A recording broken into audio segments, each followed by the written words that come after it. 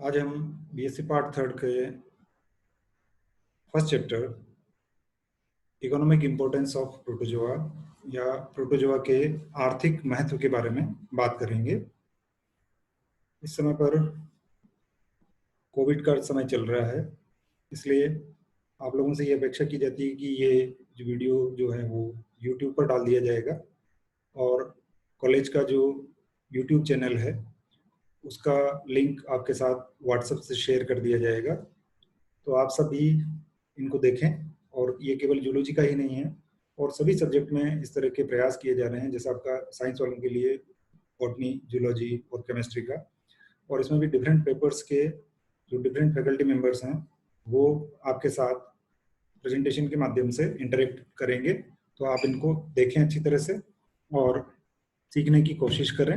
जब क्लासेज हमारी स्टार्ट होगी तब हम इनको वहाँ पर और डिटेल से पढ़ेंगे। तो जो पहला चैप्टर है आपका बीएससी पार्ट थर्ड में, मैं आपको थर्ड पेपर पढ़ाऊंगा जो है आपका applied zoology, ethology and biostatistics. जो पहला भाग है इसका वो है आपका अप्लाइड जूलॉजी। उसमें सबसे पहले हम प्रोटोजोआ के आर्थिक महत्व के बारे में बात करेंगे।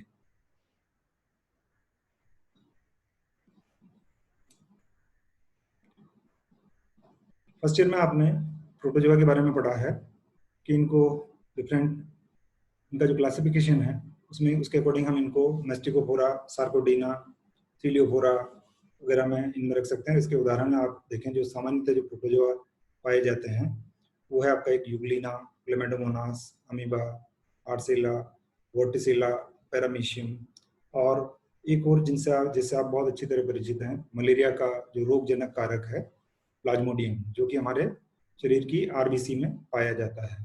तो एक प्राइमरी नॉलेज आपके पास में है क्योंकि आपने फर्स्ट ईयर में प्रोटोजोआ के विभिन्न लक्षण पढ़े हैं। यहाँ पर भी हम उनके बारे में और बात करेंगे। प्रोटोजोआ, इसका ये एक लैटिन शब्द है। इसका अगर हम शब्दार्थ करें, प्रोटो का मतलब होता है प्रिमिटिव या आदिम, और जोआ का मतलब होता है जीव, यानी ये सबसे सरल प्रकार के जीव हैं, एक कोशिकीय जीव होते हैं। ये आपने पहले इसके बारे में पढ़ा हुआ है। यहाँ इस चैप्टर में हम ये बात करेंगे कि इनका इकोनॉमिक इंपोर्टेंस क्या है, आर्थिक महत्व क्या है। आर्थिक महत्व में क्या करते हैं हम कि आर्थिक महत्व में इनसे हमें क्या लाभ है और इनसे हमें क्या हानियां हैं, इनके बारे में हम यहाँ पर चर्चा करेंगे।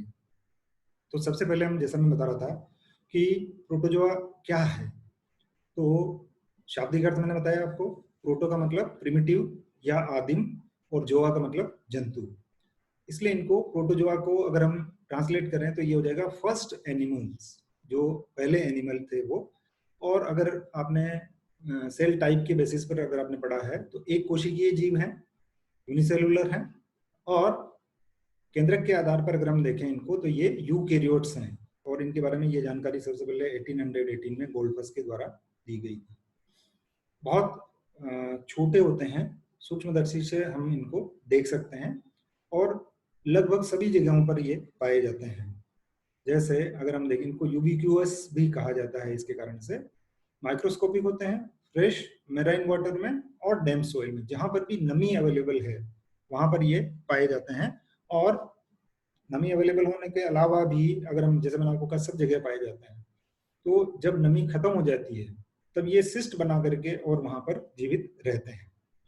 तो प्रोटोजोआ को हम परिभाषित किस तरह से कर सकते हैं कि ये एक प्रोटोप्लाज्म का या जीव द्रव्य का एक ऐसा मास है जो कि कोशिकाओं में विभाजित नहीं होता है और एक ही कोशिका जीवन की विभिन्न क्रियाएं जो हैं वो करती है। Protozoa is an organism which is made up of a mass of protoplasm not divided into cells and which carries on all vital activities of life. जैविक सारी जीवन की जो सारी क्रियाएं हैं वो ये सब करता है। अब इनके एग्जिस्टेंस के बारे में अगर हम बात करें कि ये अकरेंस इनकी किस प्रकार की है, किस रूप में ये पाए जाते हैं, तो हम देखते हैं यहाँ पर कि प्रोटोजोआ जो है या तो सॉलिटरी होते हैं, एकल यानी अकेले अकेले रहने वाले, या कुछ प्रोटोजोआ कॉलोनियल भी होते हैं। इनके बारे में भी हम बाद में चर्चा करेंगे। यहाँ पर हम बात करते हैं इकोनॉमिक इंपोर्टेंस ऑफ प्रोटोजोआ या इनका आर्थिक महत्व क्या है। तो जैसा मैं बता रहा था कि प्रोटोजोआ सर्वव्यापी हैं, यूबिक्यूअस हैं, सभी जगह पर ये पाए जाते हैं। जीवन में जीवित रहने के लिए ये क्या करते हैं कि ये या तो सहभोजी के रूप में पाए जाते हैं, कॉमन सेल्स। अब कॉमन सेलिज्म क्या प्रक्रिया है, जिसमें कि एक जीव जो है वो बेनिफिट होता है और ये जरूरी नहीं कि दूसरे जीव को बेनिफिट हो उससे, या उससे कोई हानि उसको नहीं होती है। या जैसे पैरासाइट, परजीवी, परजीवी में क्या होगा, एक जीव को लाभ होगा और दूसरे जीव को हानि होगी। जैसे प्लाज्मोडियम की बात करें हम, प्लाज्मोडियम जो है वो मनुष्य के रक्त में आरबीसी के अंदर पाया जाता है, तो अपना भोजन वो आरबीसी से प्राप्त करेगा, रक्त में प्राप्त करेगा, और उसकी वजह से आप जानते हैं कि प्लाज्मोडियम की बहुत सारी स्पीसीज हैं जो कि परजीवी होती हैं, जैसे प्लाज्मोडियम फाल्सिपेरम, ओवेल, मलेरिया वगैरह। इसके अलावा प्लांट्स में भी प्रोटोजोआ जो है वो परजीवी के रूप में पाए जाते हैं। तो क्योंकि हम इस इकोसिस्टम में रह रहे हैं और हमारे चारों ओर प्रोटोजोआ हैं, इसलिए हम ये कहते हैं कि man is invariably affected by them, कि आवश्यक रूप से ये इनसे प्रभावित होगा। मनुष्य के ऊपर इनका प्रभाव होना अवश्यंभावी है, बिल्कुल इनका प्रभाव हमारे ऊपर होगा। तो जैसे मैंने कहा था कि आर्थिक महत्व में हम दोनों चीजें देखते हैं कि लाभ क्या है इनसे और हानि क्या है, लेकिन इनमें से लाभदायक कुछ ही हैं, जबकि ज्यादातर जो हैं वो हानिकारक होते हैं। इसके अलावा ये हमारे लाइव स्टॉक यानी कि जो डोमेस्टिक एनिमल्स हैं, उनमें भी विभिन्न प्रकार के रोग इनके द्वारा किए जाते हैं। इनके बारे में हम चर्चा करेंगे। सबसे पहले हम देख लेते हैं कि बेनिफिशियल प्रोटोजोआ कौन कौन से हैं। तो कुछ प्रोटोजोआ जो हैं वो हमारे लिए लाभदायक हैं, उनका होना हमारे लिए लाभदायक होता है। इनको हम कुछ कैटेगरी के अंदर डिवाइड कर सकते हैं कि ऐसी कौन सी क्रियाएं हैं जिनमें ये हमें लाभ पहुंचाते हैं, जैसे सैनिटेशन का। तो सैनिटेशन में क्या होगा कि जो पानी में जो अशुद्धियां हैं उनका कुछ प्रोटोजोआ जो हैं वो डिकम्पोजिशन करते हैं और इस तरह प्रकार से उस पानी को क्वालिटी को इम्प्रूव करते हैं, जिसके कारण से पानी जो है वो पीने लायक बनता है। ये थोड़ा सा कंट्रास्टिंग लग सकता है आपको यहाँ पर कि कुछ प्रोटोजोआ ऐसे हैं जो कि डिकम्पोजिशन करके और पानी को पीने लायक बनाने में सहायता करते हैं। तो जनरली ये क्या करते हैं कि जो पानी अशुद्ध पानी है या प्रदूषित पानी जिसे हम कह रहे हैं उसके अंदर पाए जाते हैं, और उसमें जो वेस्ट ऑर्गेनिक मैटर है, जो कार्बनिक पदार्थ है, उसके ऊपर ये फीड करते हैं, यानी उससे अपना भोजन प्राप्त करते हैं और उसको डिकम्पोज कर देते हैं, जिसके कारण से पानी की क्वालिटी जो है वो सुधरती है। इसके अलावा कुछ पानी में जो भी बैड स्मेल वगैरह हमें आती है, फाउल स्मेल जिसको हम कहते हैं, वो बैक्टीरिया के कारण से आती है। तो कुछ प्रोटोजोआ जो हैं वो बैक्टीरिया के ऊपर फीड करते हैं, उनको अपना भोजन बनाते हैं, और उसके कारण से इनडायरेक्टली ये पानी को शुद्ध करने का काम कर रहे हैं। Then protozoa as food.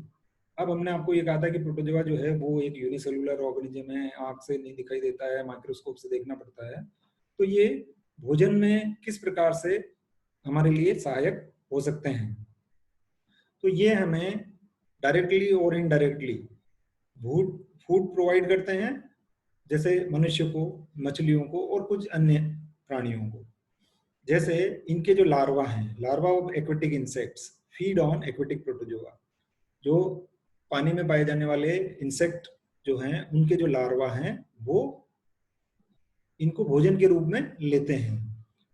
इसके अलावा ये जो लार्वा है इनडायरेक्टली जो बड़े फूड चेन जिसको हम कहते हैं उसमें ये फिश, प्रॉन की मदद करते हैं, उनका भोजन बनते हैं, और अंत में ये मनुष्य का भोजन बनते हैं, फिश और प्रॉन वगैरह। तो इस तरह से हम ये कह सकते हैं कि प्रोटोजोआ जो है वो इस फूड चेन का एक इम्पोर्टेंट पार्ट है। छोटे छोटे इंसेक्ट लार्वा उसके ऊपर फीड कर रहे हैं, इन इंसेक्ट लार्वा को फिश और प्रॉन वगैरह खाते हैं, और फिश और प्रॉन को मनुष्य जो है वो अपने भोजन के रूप में काम में लेता है। कुछ जो पेलेजिक प्रोटोजोआ हैं जो कि नीचे की ओर पाए जाते हैं, इनमें मुख्यतः फोरामेनिफोरा और रेडियोलेरिया। मैंने आपसे कहा था कि क्लासिफिकेशन आप फर्स्ट ईयर में पढ़ चुके हैं। तो इनकी जब डेथ हो जाती है तो ये क्या करते हैं कि सेटल हो जाते हैं नीचे की ओर, क्योंकि इनमें आप जानते हैं कि शेल जैसी संरचना जो है वो इसके अंदर पाई जाती है। तो ये हैवी होते हैं, जिसकी वजह से वो नीचे से सेटल हो जाते हैं, और गहरे तल में जो जीव पाए जाते हैं उनके भोजन के रूप में ये काम में आ जाते हैं। उनका डिकम्पोजिशन ये गहरे समुद्र में रहने वाले जीव जो हैं वो करेंगे, और उनके लिए भोजन ये करेंगे। कुछ प्रोटोजोआ में जो कि यूनिसेलुलर हैं, उनके अंदर क्लोरोफिल पाया जाता है और वो स्वयं का भोजन बना सकते हैं। ये डिबेटेबल है। यूग्लिना की का स्टेटस आप पढ़ चुके हैं इसके बारे में, कि उसमें ये पाया जाता है। ये फोरामेनिफोरा बता रहा था मैं आपको, है ना। इसमें ये बाहर की तरफ ये शेल पाया जाता है। इसी तरह से ये रेडियोलेरियंस हैं, इनमें ये कैल्शियम कार्बोनेट का बना हुआ शेल होता है, जो कि वेट होने की वजह से नीचे की ओर सेटल हो जाता है। ओके, अब हम आते हैं कॉमन सेल प्रोटोजोआ, जो सहजीवी हैं। अब ये क्या है कि जो ऐसे प्रोटोजोआ जो कि किसी दूसरे प्राणी के शरीर के ऊपर या शरीर के अंदर रहते हैं और उनसे कुछ लाभ जो है वो लेते हैं। प्राणी, जिस प्राणी के अंदर वो रह रहे हैं उसके अंदर वो कुछ लाभ ले रहे हैं, लेकिन इनको हम परजीवी क्यों नहीं कहेंगे? क्योंकि ये कोई हानि नहीं पहुंचा रहे हैं। ठीक है, तो इसको हम कहेंगे कि दूसरा जो पार्टनर है उसको कोई हानि नहीं होती है, और लेकिन उसको कोई लाभ भी नहीं होता है। इससे लाभ केवल किसको होगा? यहाँ हम प्रोटोजोआ की बात कर रहे हैं, तो केवल प्रोटोजोआ को ही लाभ होगा। तो ये किस जगह पर ये रह रहे हैं उसके आधार पर इनको एक्टो कॉमन सेल यानी बाह्य सहजीवी, और एक्टो कॉमन सेल और एंडो कॉमन सेल जो कि शरीर के अंदर पाए जाते हैं। एक्टो कॉमन सेल की बात करें अगर हम यहाँ पर, जो कि सरफेस के ऊपर रहते हैं, तो इसमें सीलिएट्स और सेप्टोरिया ग्रुप के जो हैं वो आते हैं, जो कि मॉलस्क, आर्थ्रोपोड, फिश और फ्रॉग इनके शरीर की सतह पर लगे रहते हैं, जिससे कि इनको, जैसे ये सेप्टोरियन, यहाँ पर दो एग्जांपल आपको के रूप में आप यहाँ पर देख रहे हैं कि ये सेप्टोरियन है जो कि बहुत सूक्ष्म होते हैं, जैसे हमने कहा सभी प्रोटोजोआ होते हैं। तो किस प्रकार का लाभ ले रहे हैं ये एक आधार प्राप्त कर रहे हैं, वहां से सबस्ट्रेट प्राप्त कर रहे हैं, जिससे कि इनको जगह मिल जाए, जिससे कि ये उसके ऊपर चिपक करके और रह सकें। और जब वो दूसरा एनिमल ट्रेवल कर रहा है तो उसके साथ साथ ये डिफरेंट सिचुएशंस के अंदर ट्रेवल करते हैं। ओके, दूसरा है आपका एंडो कॉमन सेल प्रोटोजोआ, जो कि शरीर के अंदर रहते हैं। तो जब कोई भी इस तरह के प्राणी होते हैं तो एक को हम कहेंगे होस्ट, जिसके अंदर वो रह रहा है, और क्योंकि ये कोई नुकसान नहीं पहुंचा रहा है इसलिए इसको हम कॉमन सेल कहेंगे। जैसे ट्राइकोमोनास, ट्राइकोमोनास जो है वो हालांकि जब ये रिप्रोडक्टिव ट्रैक्ट में आ जाता है तब रोगजनक होता है। ट्राइकोमोनास वेजिनलिस स्पीसीज है उसकी। इसी तरह से जियार्डिया, जियार्डिया का आपने नाम सुना होगा, grand old man of intestine. काफी लंबे समय से हमें इसके बारे में ज्ञात है, इसलिए इसको हम grand old man of intestine कहते हैं इसको। ये एलिमेंट्री कैनाल के अंदर ये पाए जाते हैं। तो जैसे मैं कह रहा था कि ट्राइकोमोनास अगर हमारी एलिमेंट्री कैनाल के अंदर है तब तो ये कोई नुकसान नहीं पहुंचाता है, लेकिन अगर ये फीमेल रिप्रोडक्टिव ट्रैक्ट के अंदर चला जाता है तब ये वहां पर रोग पैदा कर सकता है।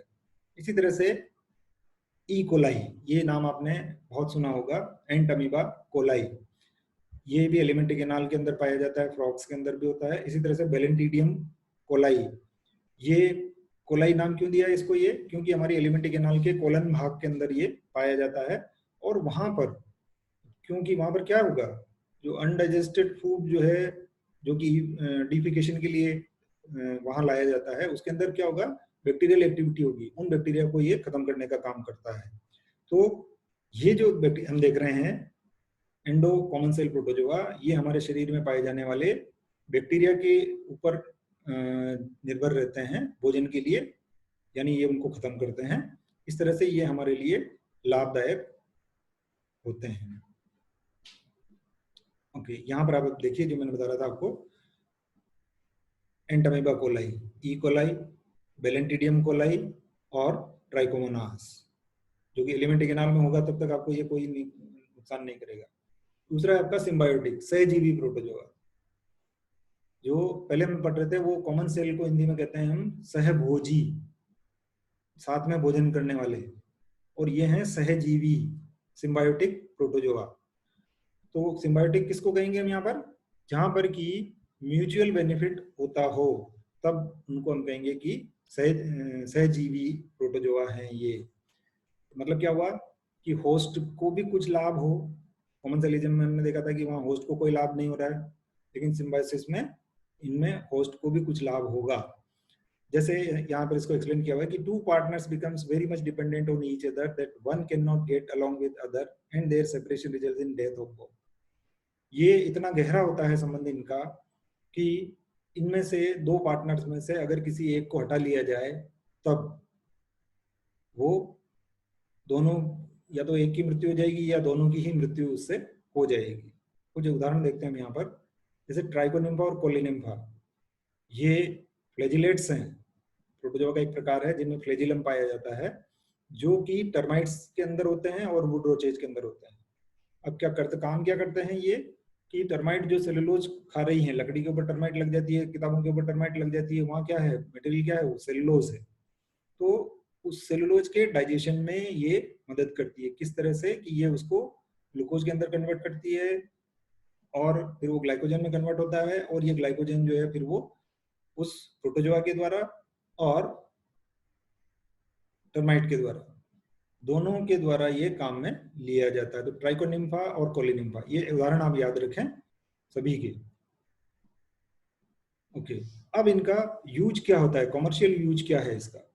तो मैंने आपको एक बताया था कि जो डेड फोरामिनिफोरा होते हैं और रेडियोलेरिया होते हैं, ये नीचे की ओर जम जाते हैं, समुद्र के अंदर जम जाते हैं, नीचे तल की ओर सेटल हो जाते हैं, बैठ जाते हैं। तो इनके ऊपर जो कैल्शियम कार्बोनेट का कवच होता है, इसके कारण से ये हैवी होते हैं, तो वो नीचे की ओर सेटल हो जाएंगे। तो इनकी जो लिविंग एनिमल जो है उसको तो जो डीप सी फोना है उनके द्वारा कंज्यूम कर लिया जाएगा, और बाकी का इनका जो कवच है वो रॉक स्ट्रेटा यानी चट्टानों के अंदर कन्वर्ट हो जाता है।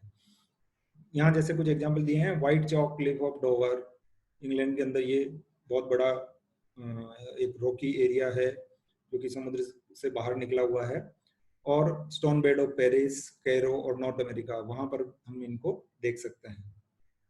ओके, जैसे लाइमस्टोन, चूना पत्थर जिसको हम कहते हैं, हमारे यहाँ पर तो हम जो है वो लाइमस्टोन बाहर मिल जाता है, लेकिन पेरिस में ये देखा गया है कि उसकी वहाँ की जो बिल्डिंग है वो एक हीलियोलिना नाम का एक प्रोटोजोआ है, उसके शेल से बने हुए लाइमस्टोन यानी कैल्शियम कार्बोनेट उससे बनी हुई है।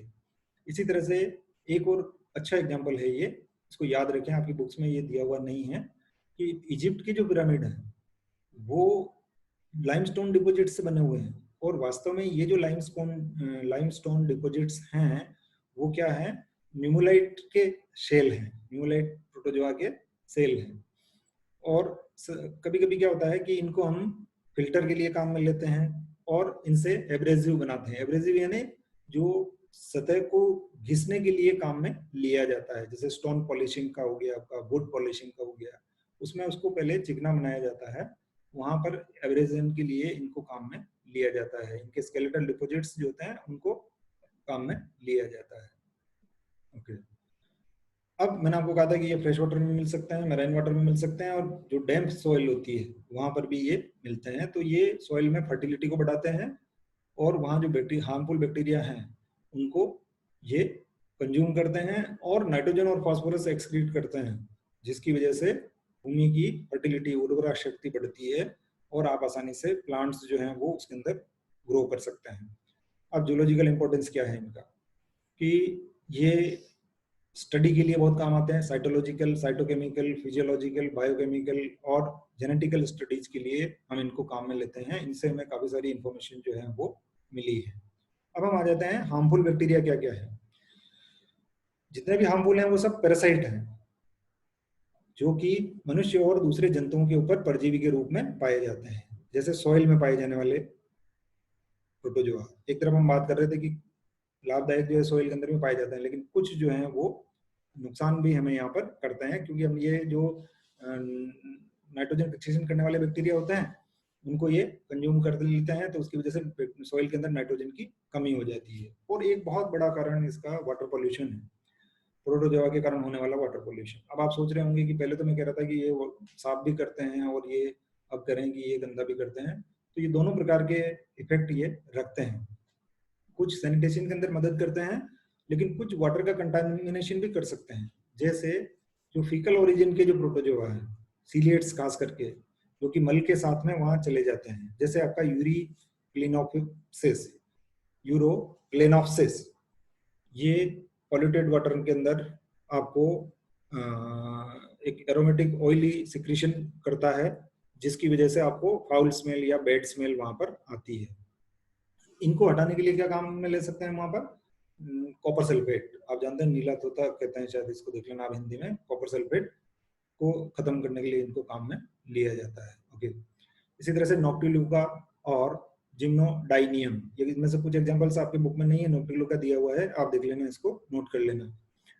तो कभी कभी क्या होता है कि ये इतने ज्यादा हो जाते हैं कि इनकी वजह से पानी जो है वो लाल रंग का हो जाता है, और ये जो फिनोमिना है इसको ब्लूमिंग कहा जाता है, और ये रेड टाइड का एक बड़ा कारण होता है कि पानी जो है वो लाल रंग का हो गया हो।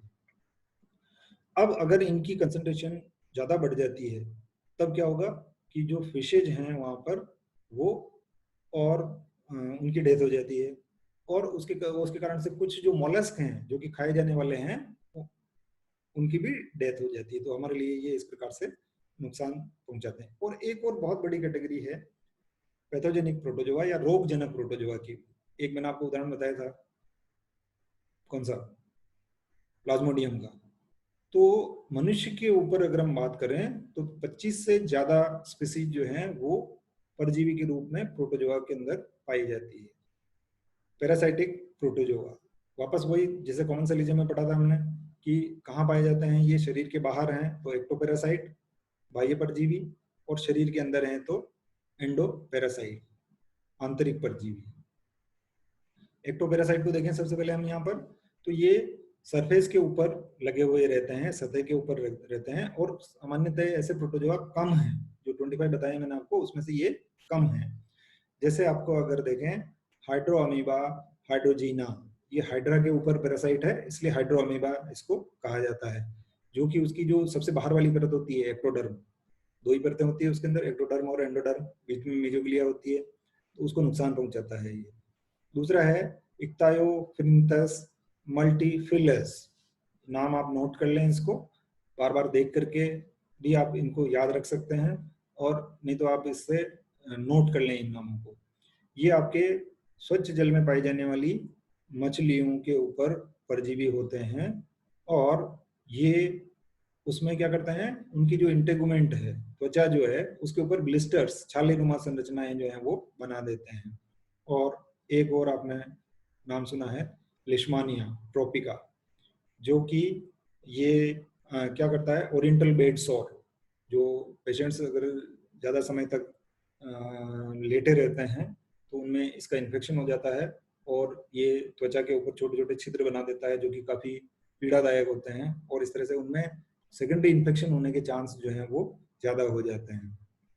ओके, इसी तरह से हाइड्रोअमीबा, हाइड्रोजिना जो नाम बताया था मैंने आपको, इसी तरह से इक्तायोप्रिंथस मल्टीफिलस ये एनिमल है, और ये लिश्मानिया ट्रोपिका है।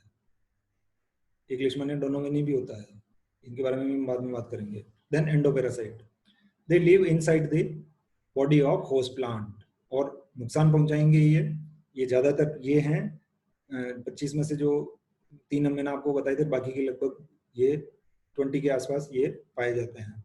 अब ये कहाँ होते हैं उसके आधार पर इनको अलग अलग कैटेगरी के अंदर डिवाइड किया जाता है। सीलोजोई, जो कि सीलोम के अंदर पाए जाते हैं, जैसे आपका एंटमीबा, ट्राइकोमोनास और बेलेंटिडियम।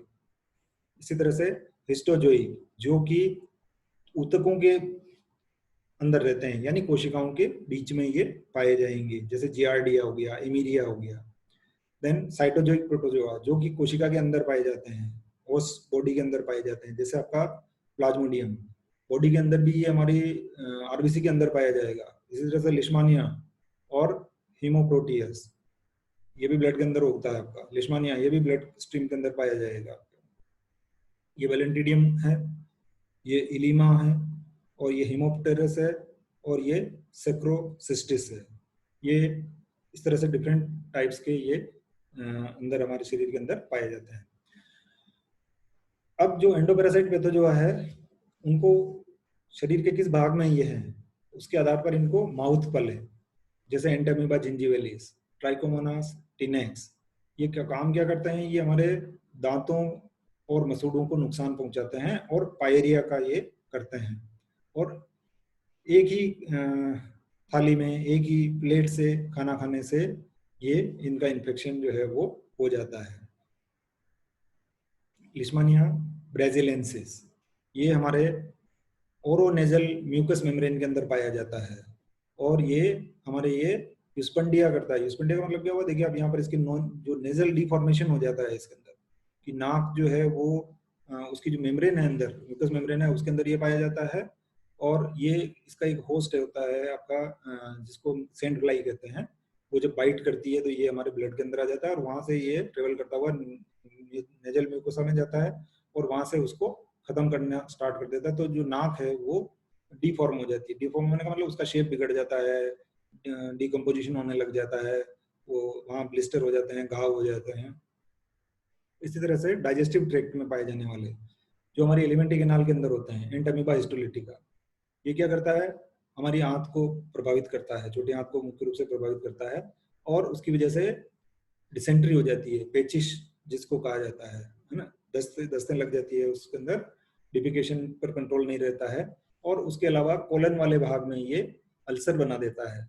अब कैसे होगा इसका इन्फेक्शन हमारी बॉडी के अंदर, कहाँ से आएगा ये, कि अगर आपने अशुद्ध पानी पिया, अशुद्ध पानी का मतलब ऐसा पानी जिसके अंदर की इसकी सिस्ट है, भोजन के साथ में ज्यादातर मक्खियों के द्वारा जो है वो सिस्ट जो है वो भोजन के ऊपर ले आई जाती है, इसलिए हम कहते हैं कि खाने को ढका हुआ रखना चाहिए। यहाँ इसकी लाइफ साइकिल दिखा रखी है, ये सिस्ट है और ये आपका इंजेक्शन से अंदर की ओर चली जाती है और बाहर कहाँ से आई है, ये आपके जो डिफिकेशन के द्वारा जो मटेरियल हमने बाहर निकाला है उसके ऊपर, ये फीकस के ऊपर अट रहती है और उस फीकस से फिर ये फ्लाइज वगैरह के द्वारा हमारे फूड के अंदर ले आया जाता है और वहां से ये हमारी बॉडी के अंदर आ जाता है।